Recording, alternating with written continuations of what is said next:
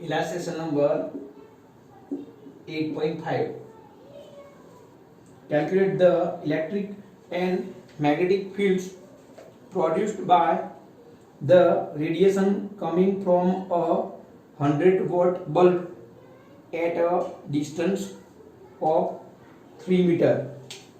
So here जो bulb है ना वो सोर्स है, उसका पावर गिवन है 100 वाट, और जो पॉइंट है ना, पॉइंट जहां हमें क्या फाइंड आउट करना है, electric and magnetic field find out करना है, right.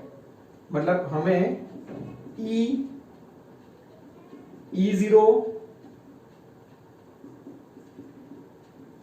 B and B0 find out करना है। वो जो पॉइंट है ना वो सोर्स से कितने दूरी पर है, वो है R equal to 3 metre.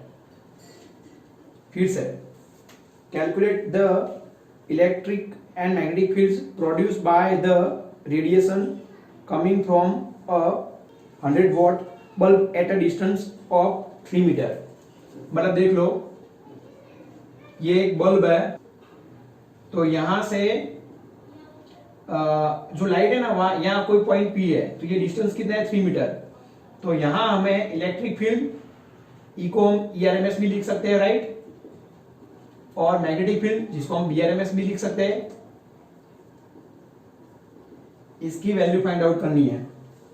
Okay, और क्या गिवन है, हाँ, assume that efficiency of the bulb is 2.5%। तो मतलब यहां हमें जो एफिशिएंसी है, एफिशिएंसी वो बल्ब की एफिशिएंसी है 2.5%। तो ये जो पावर गिवन है 100 वॉट, वो बल्ब का पावर है, राइट। तो इधर पी की जगह क्या लिखेंगे हम, power of bulb, power of bulb. तो स्टूडेंट, लाइट एनर्जी का पावर मतलब रेडिएशन पावर कितना होगा, एफिशिएंसी कितनी है 2.5%, राइट। सो वो होगा 2.5% ऑफ 100 वॉट, मतलब ये आएगा आपका 2.5 इंटू 100 डिवाइडेड बाय 100 वॉट आएगा, तो ये आएगा आपका 2.5 वॉट।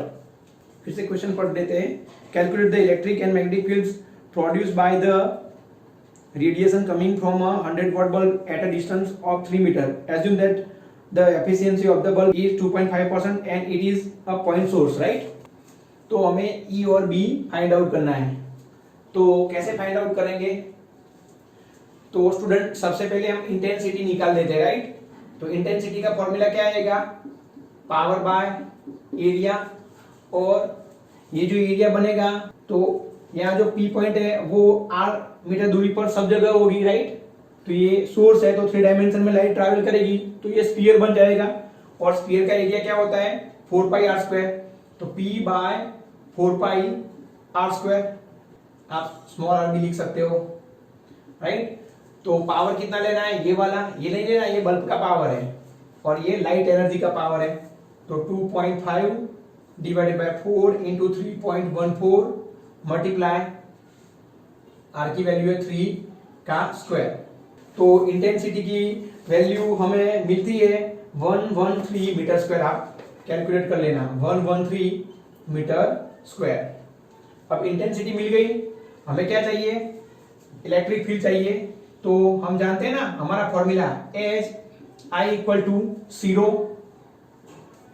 और स्टूडेंट रो के भी दो फॉर्मूला होते हैं, एप्सिलॉन नॉट ई स्क्वायर। हम स्टूडेंट ई की जगह ERMS भी लिख सकते हैं, तो ये फॉर्मूला बन गया एप्सिलॉन नॉट ERMS का स्क्वायर। तो therefore I equal to C time, ये आ गया आपका एप्सिलॉन नॉट ERMS का स्क्वायर।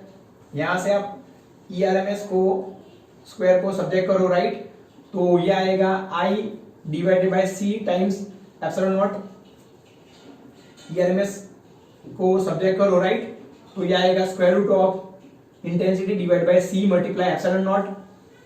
अब स्टूडेंट सबकी वैल्यू इनपुट करते हैं, तो इंटेंसिटी कितनी फाइंड आउट की 113 सी लाइट की स्पीड 3 इंटू 10 की पावर 8 एप्सिलॉन नॉट कांस्टेंट है, उसकी वैल्यू है 8.85 इंटू 10 की पावर माइनस 11।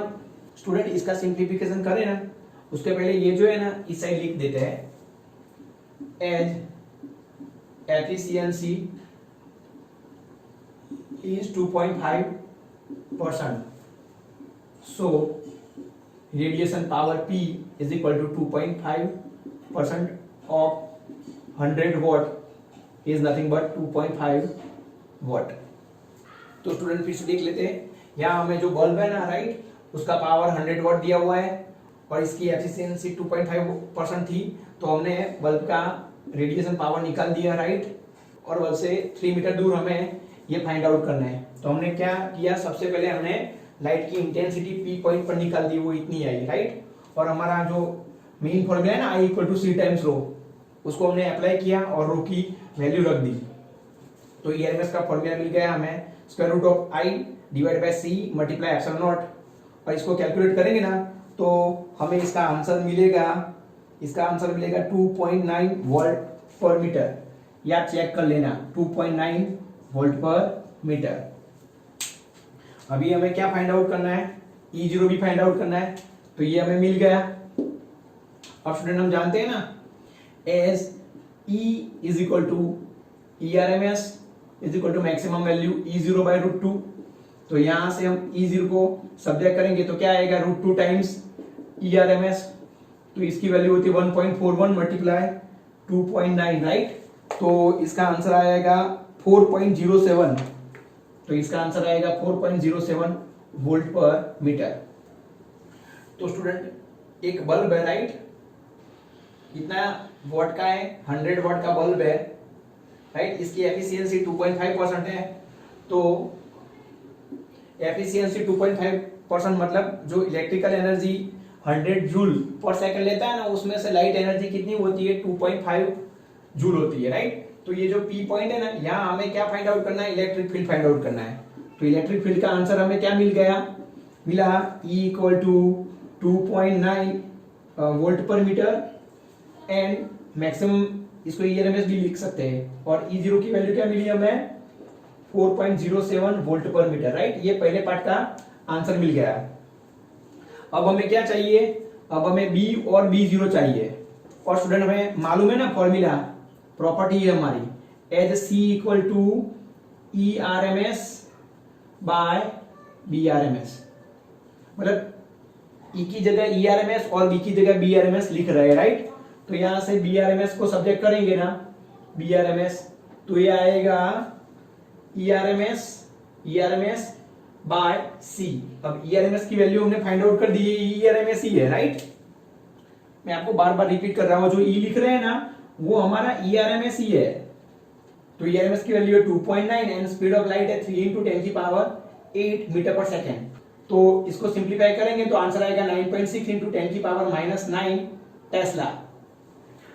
तो ये जो B है ना उसकी वैल्यू मिल गई हमें, मतलब BRMS हमें मिल गया, कितना मिला हमें 9.6 इंटू 10 की पावर -9 टेस्ला। अब स्टूडेंट हम ये वाले फॉर्मूला को यूज कर सकते हैं as BRMS is equal to B0 by root 2, जैसे हमने यहां किया था ना वैसे ही। तो यहां से हम मैक्सिमम वैल्यू B0 को सब्जेक्ट करेंगे तो ये क्या आएगा √2 टाइम्स BRMS। तो इसका कैलकुलेट आप होम टास्क कर लेना, तो आपको B0 की वैल्यू मिलेगी 1.4 इंटू 10 की पावर -8 टेस्ला। कैसे आया, √2 टाइम BRMS वाले फॉर्मूला से राइट।